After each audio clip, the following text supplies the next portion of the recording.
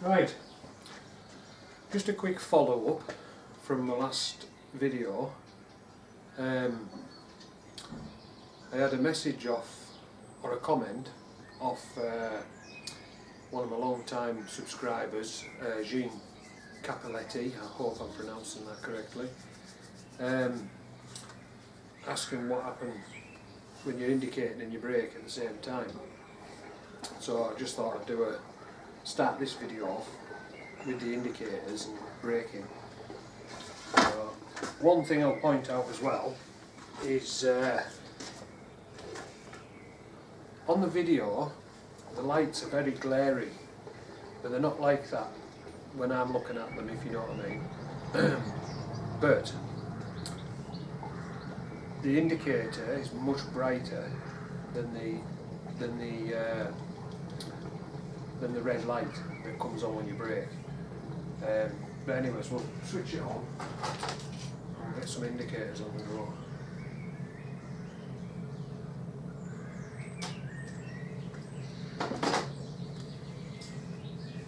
Right, hopefully you'll be able to see this. Right, you can see there that the indicator's going.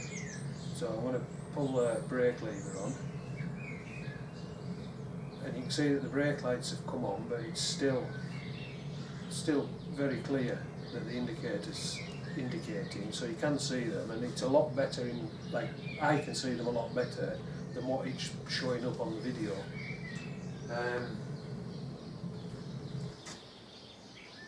So up to the side. You can still see, plainly you can see that the brake lights are on, but you can still see that it's indicating as well. So I just thought I'd start off with that, so people could see. And it does make sense, you know, it's a good question to ask, sort of thing.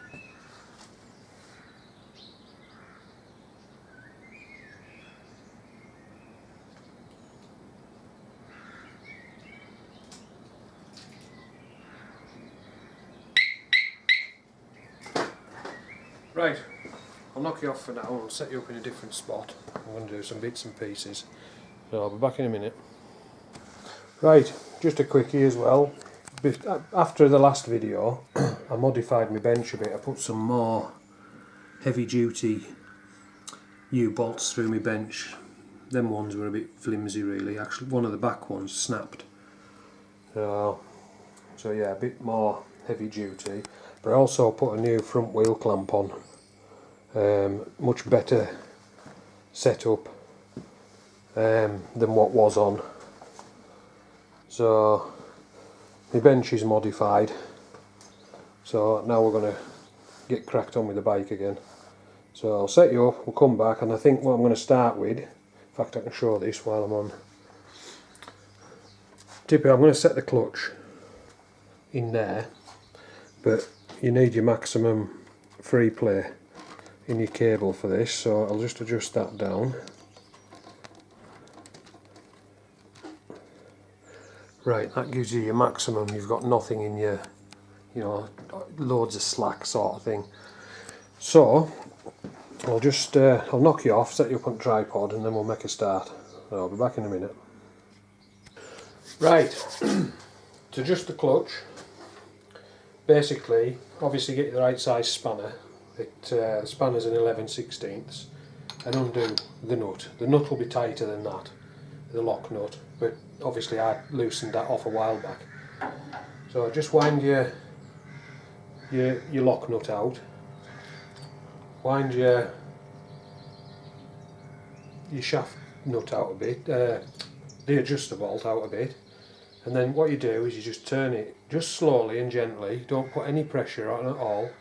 Just keep turning, make sure that your lock nut isn't catching on the thing, and you just turn it until you can feel that it just suddenly goes stiff because it's made contact at the other end of the, you know, like in the gearbox side, where the clutch mechanism is on the other side of the gearbox. So just give it back it off and do it again a couple of times, wind it in so you know it's bedded, wind it back, but just go and just till you feel it touch. And that, once you've got it to that point, what I find is if you put it as close to top and it's in between a half and 3/4 of a turn back out. So on this one I'm going to give it sort of in between the half and 3/4, which is what I usually do. So I'll take it round and I'll take it to about there, and then holding it there, just wind your lock nut in, get your spanner, and holding that in position and turn it the right way would help. Just lock your lock nut in place, and that should be your clutch set. Obviously when the bike's finished, and I'll just zoom out a bit, obviously when the bike's finished and I take it for a run, first thing I'll do when it's cooled down a bit is, well, when it's cold, I'll take this off the cover and I'll check the clutch again, reset it, because everything will have bedded back in, if you know what I mean. So the next step with the clutch is adjust the cable till you've got a certain amount of free play on the handlebars. So I'll set it up on the, I think I'll have it so it's on the handlebar lever, and we'll watch that pulling in until we get the correct amount of play. So yeah, I'll knock you off for a second and I'll come back in a minute. Right, just noticed something then. I just pulled my lever in a bit to pull it to the bar before I moved the camera, and I noticed you can just, obviously the cable's right at its loosest, as I've obviously said, but there is a bit of, you can pull the clutch in slightly with the lever. Now without putting any real pressure on, you can see that that's moving. So if when your clutch is adjusted, if with no play at all on the lever, you can just move your clutch lever and that moves, it means that the setting, the adjustment in your cable's wrong. When you've got your little bit of play on your lever at the handlebars, you should be able to move your lever on that bit of play and that won't move at all. So right, I just thought I'd show you that, and now we'll get to the handlebars. Right, that's the clutch lever. It's pulled in as far as it'll go on the slack. So what I'm going to do now, what I did earlier, you saw me adjusting the cable by turning the bit. That's all I'm going to do now, but I'm going to turn it the opposite way to take the slack up in the thing. You'll see that the lever's starting to pull out. So I'll just keep turning that. Keep it turning until I've got about, sometimes I'll turn it too far, just back it off and start again. But basically, if you imagine that's where your lever is full, there's a lot more than 1/8 there. So just a little bit more slack up. So you can see it pulling again. Just try it again. And what I'm also looking at is that I've got, when I'm moving my lever, it's not moving that bit in the clutch centre, and at that's probably about right. And it's not moving, when I'm doing that, it's not moving the centre of the clutch. If I do it a little bit harder, obviously yes, it's moving the centre of the clutch. Right, so now that you've got the free play on the lever, the short free play, I'm just going to adjust this camera so we can get into zoom out a touch, find where I'm at. There we go.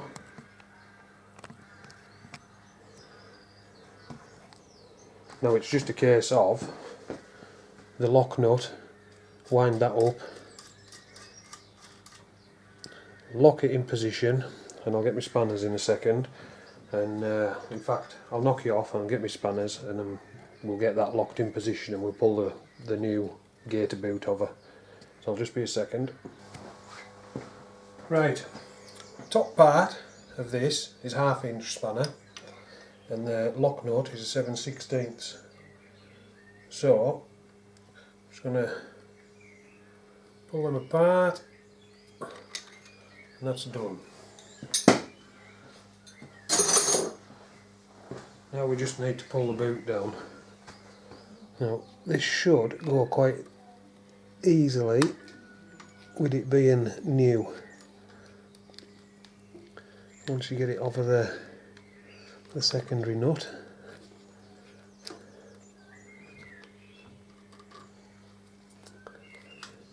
Right, and that's that covered. So, and what I'll probably do when I've been out on it and tested it, and obviously I'll let the tension off that, sorry, not the tension, all the slack out of it again, or into it should I say, to check the clutch. I'll put some anti-seize on the threads underneath there, but for now it's fine. So, right, that's the starters, that's the clutch set temporarily. So I think the next thing we'll do is we might as well fill the primary up with oil. So, right, I'll just knock you off, set you up again, and we'll get some oil out and get this primary filled up. Right, back in a minute. Right, anyone who's watched my videos on servicing or out like that, I like Motor Factory oil. It's personally, I think it's good stuff. Never had any issues with it, so that's what I'll be using. Now, the quantity to go in the primary is 768 millilitres. Get a quart, it's 946 millilitres. Deduct one from the other, it leaves you with 178 millilitres. And what I've done is I've marked on there the quantity that should be left.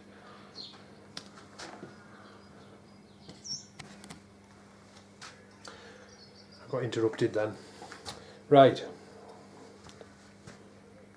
I've out of me one of the offcuts from when I made a template for the back. Just made myself a allow thing, and I'm going to sit it in there. Usually you fill the oil up through there, but because this is open already, I'm just going to put it in here.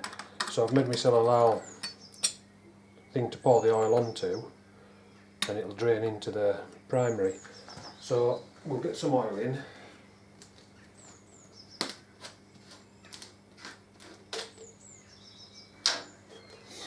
As I say, pour it in and keep checking, and when it gets to the level where I've drawn a black mark on there, that's the right quantity that's in the primary. So, let's make sure that's over the edge.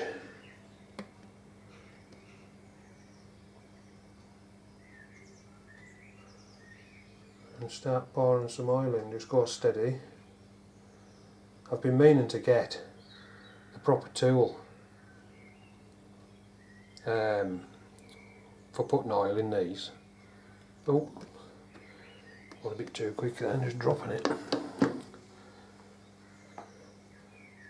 Let's pull that back a touch so I can sit it up a bit more.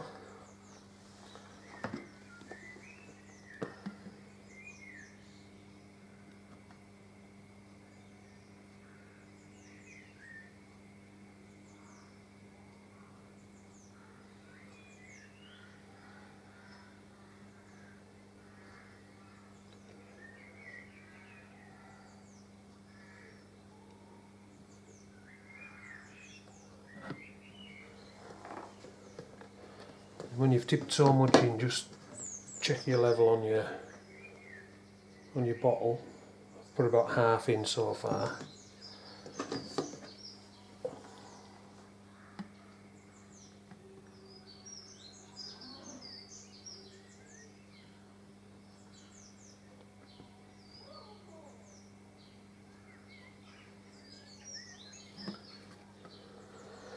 Same again, just keep stopping and checking your level on your bottle, that is.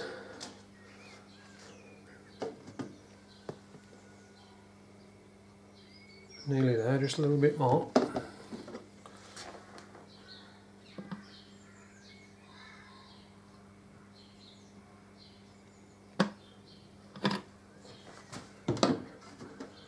You know, there's no race for putting this stuff in, so just take your time, get the right quantity in. It's not going to matter if you put a couple of millilitres too much in or too little, it's still going to do its job.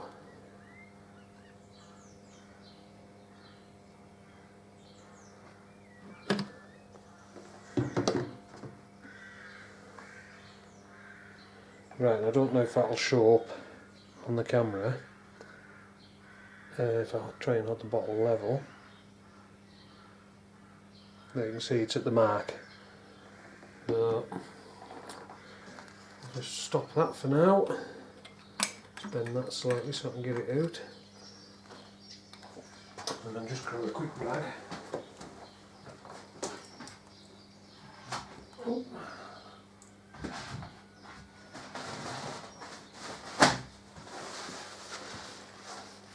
Just any that's come out of it on the bench. Just clean that up before it gets everywhere.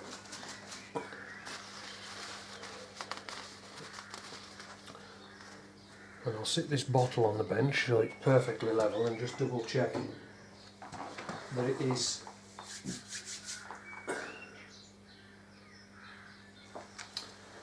Right, it's showing that it's still above.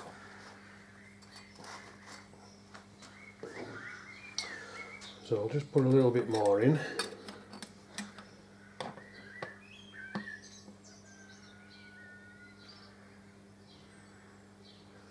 Just leave that there for a second.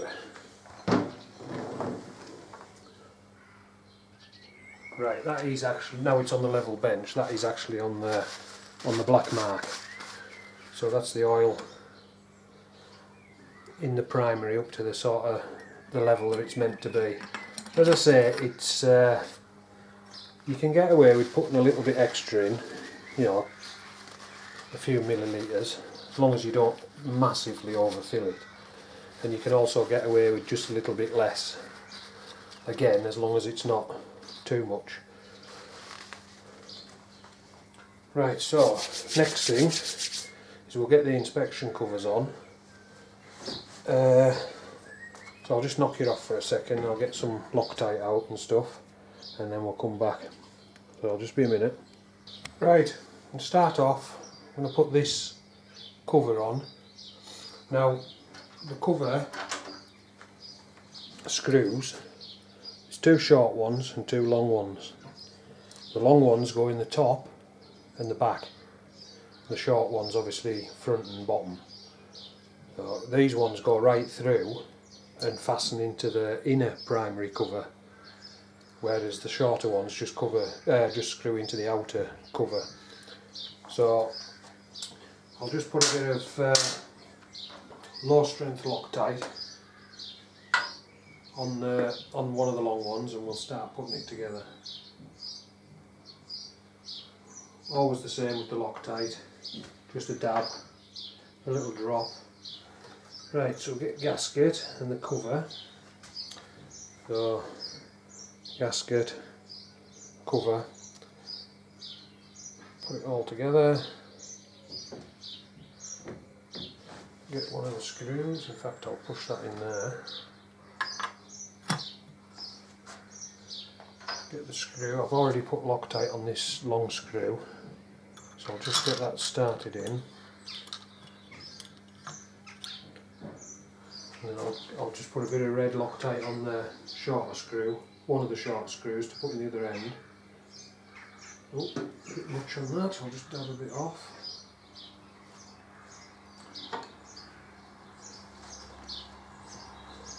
And that can screw in. Just screw them in, not all tight, just you want to leave it with a bit of slack in it so you can get them two in.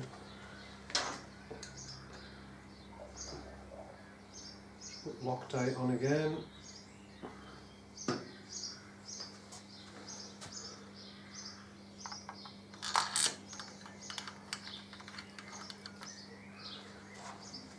One thing I meant to get when I had all this in bits was I meant to get new screws, but I forgot.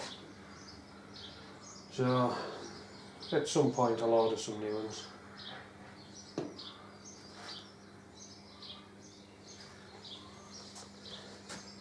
The bottom one in. Right, and then just nip him up slightly.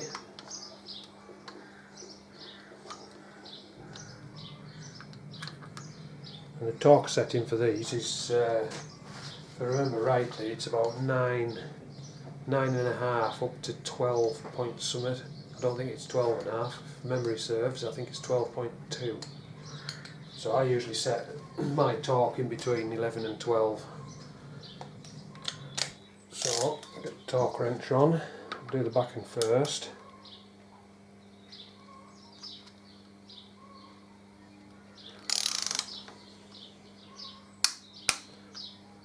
I remember it when it's doing it, it feels as if you're thinking, oh god, it's stripping a thread. And that one's actually not going 100% as it should, but it's tight.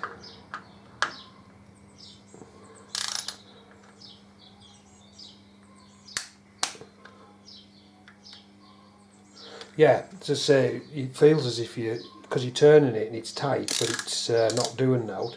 What it is, it's actually squashing the gasket.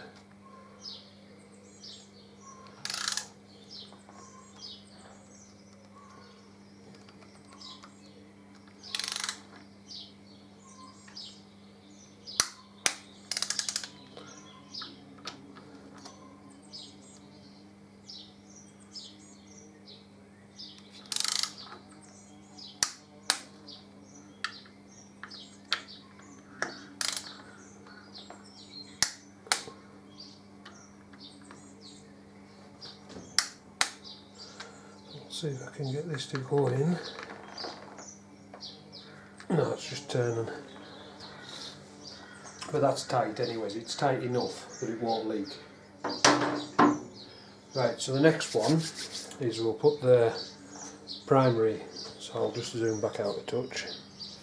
We'll put the clutch cover on, clutch inspection cover, but first get the O-ring that goes in there. Oh, we've got a visitor. You'll not get any pollen out of there, pal. Obviously a Harley fan. Yeah, and I'll just get a little bit of oil off that feed thing I made to put the oil in with, and I'll just put a bit of oil around the O-ring gasket.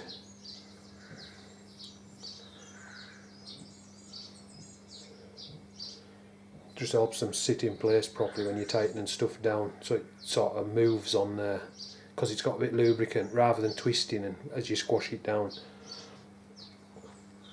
So just stick that in the groove.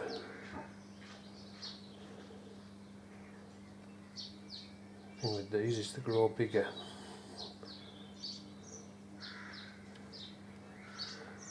It will go in eventually.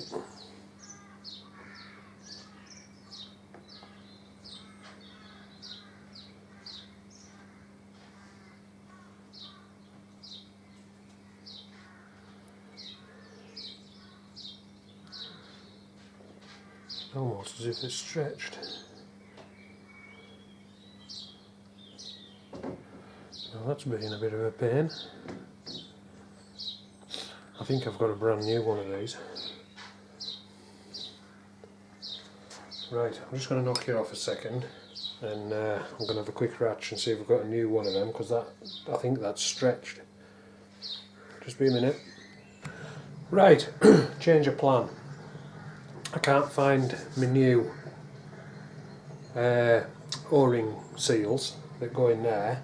I know I've got some, but I don't know where they're at the minute. But what I did come across, and which I've decided I'm going to use, a while ago, I fitted a competition clutch on a mate's bike, and it come with this spacer kit, which is 2 gaskets and like a 5mm thick spacer plate, and it was to mount the cover further out. something to do with the new clutch that went in, because it was whole new, everything was new inside the clutch, new basket, the lot. But he had an open primary, so it didn't need all this lot on it. So I just kept out of it. But I'm going to use that instead, because it comes with 2 new gaskets, and it'll just stick the edge out a little bit. It'll probably look quite tidy. So I'm just going to do that. But it comes with new longer screws as well, because obviously the standard length screws won't fit. So I'll just get myself set up and we'll get that put on. There's also one way that it goes on. I'll show you that on, I don't know how well the camera will pick it up, but it's got a beveled edge on there. Well, that's the outside edge, the flat edge to the inside. So I'll just get the new clutch cover out. So I bought a new one, obviously it needs unwrapped. The new one comes with new screws as well, but what I'll do is I'll show you the difference between, I'll get into this, it's still sealed.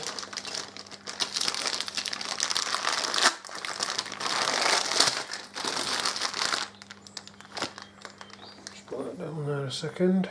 I'll get the little bag of screws out that came with it. Oh, right inside, tape to the outside. Right, just put it over there. So as you can see there, you've got the standard length new screws. In fact I'll get one out, it'll be easy to see.